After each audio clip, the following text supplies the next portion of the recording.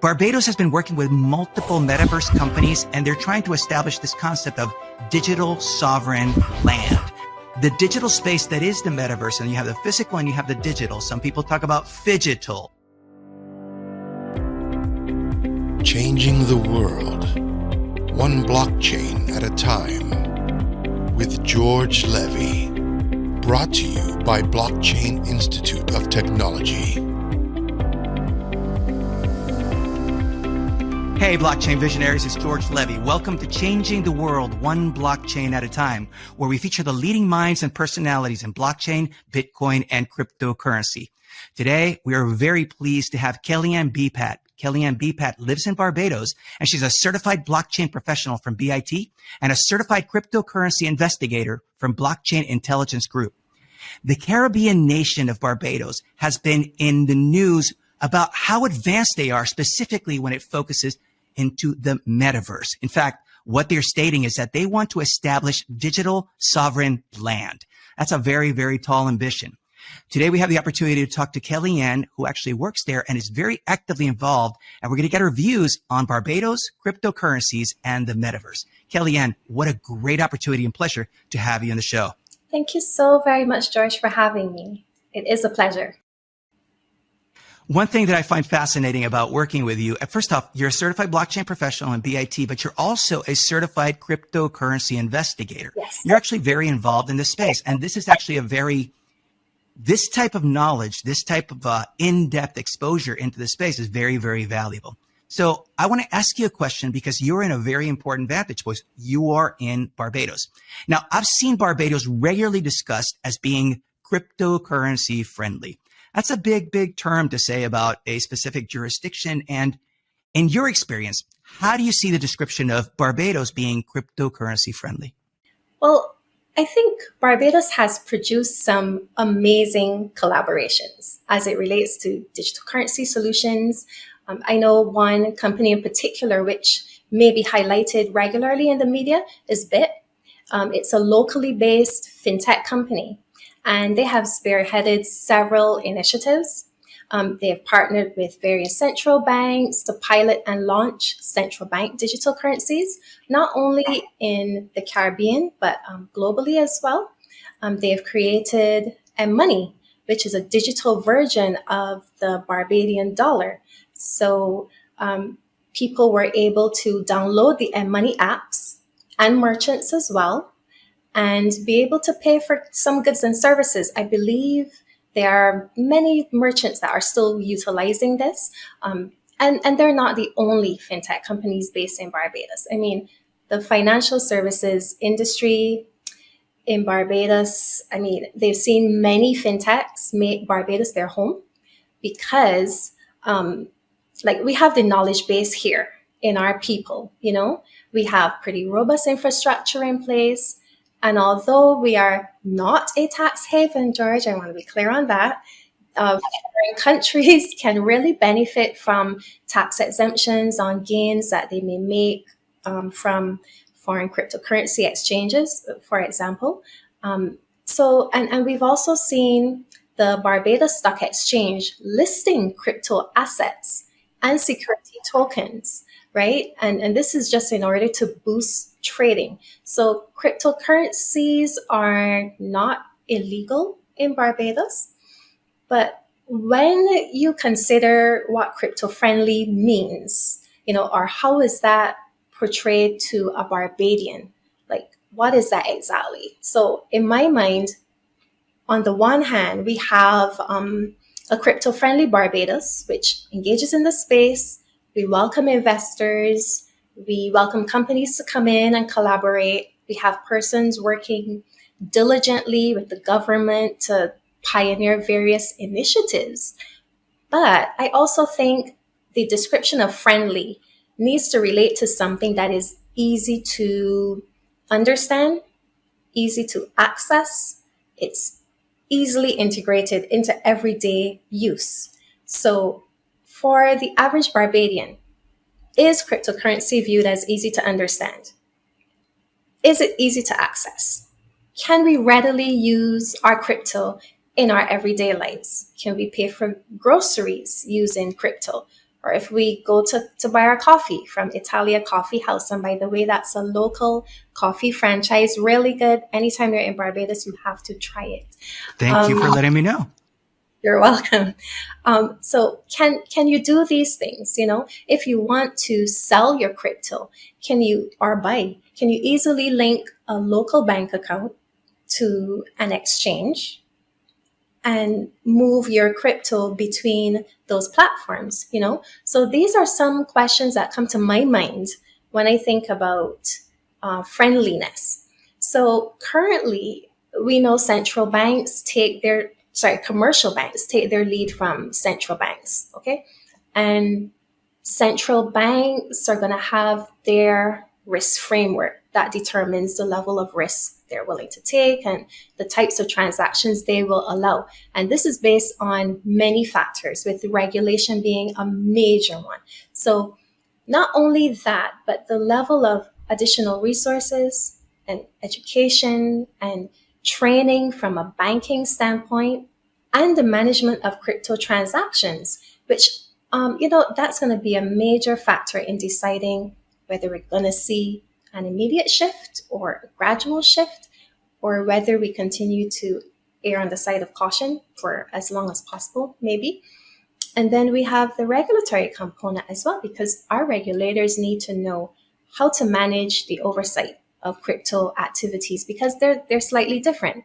We're looking at decentralized platforms. There's no centralization, so how are they managing this? So we need regulators, we need the banks, we need the stakeholders in the space working together to make this happen, to make Barbados as truly a crypto-friendly location. I mean, right now we can use brokers to facilitate buying and selling various cryptocurrencies, or even peer-to-peer networks where people help each other to invest in the space. And there's a pretty big network of persons that I'm aware of that utilize each other, to help out. So to answer your question, I believe it's twofold, but I believe we will transition to a fully friendly environment, hopefully sooner rather than later. That's actually excellent, and I'm glad that you are actually involved, and the fact that you're pursuing education. You mentioned the role of education. I think for people to actually be able to take on something new, especially when you're involving your finances, right? Mm-hmm. There's a certain element of fear, mostly if you really don't understand it, and education does go a long way towards helping that. Thank you very much for sharing your views. No problem. I mean, especially where we're a nation where we are familiar with the run of the mill, the way things are done usually, to break that cycle, that mentality, and really look to educate ourselves. If the government isn't getting involved on a very high level, how can you yourself as a professional, as someone interested in investing elsewhere, how can you educate yourself? So education is really key to breaking certain barriers, just becoming more comfortable with crypto in general. Excellent. Thank you so much. Which brings me to a different topic, which is very, very hot right now, which is the Metaverse. Now, Barbados specifically, one of the key reasons why Barbados is so much in the cryptocurrency news is that Barbados has been working with multiple Metaverse companies, and they're trying to establish this concept of digital sovereign land, which when we're talking about the digital space that is the Metaverse, and you have the physical and you have the digital. Some people talk about phygital, right? You have physical and digital, and Barbados is basically stepping forward and actually wants to establish digital sovereign land. Do you have any views on this? Have you been experiencing any along those lines? When I first saw it, I thought it was so interesting, and it actually made me smile because it just feels like we are accelerating at a rate I did not foresee. So if we think about what an embassy really is, it's a country's diplomatic mission abroad.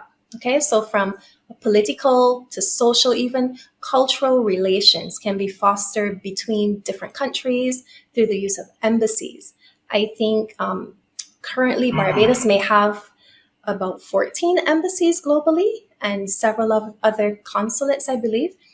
And one issue that Barbados has faced is because we are such a small island nation, it's quite costly to physically have a diplomatic presence, in places that we would wish to establish connections. So when I saw it, I was like, okay, this embassy within a metaverse can bridge that gap. So based on the media, the reports that I've read, the agreement was signed with Decentraland, and that's just one virtual reality platform available. There are also other other agreements with other metaverse platforms. I believe they're going to be getting on board just to do different things, be able to offer the services that they want to offer. So I think what we'll eventually see is several spaces where virtual consular services can be offered. So maybe e-visas, information, just bridging that. And one thing I find interesting is the value of the space being purchased. So when I thought about them purchasing sovereign land, like what is that? Like, to the average person, what is sovereign land? It's been said that virtual land can be quite expensive, although I can't speak to the price tag attached to this, but reading some headlines, you can probably purchase virtual land for upwards of $1 million, which is quite fascinating.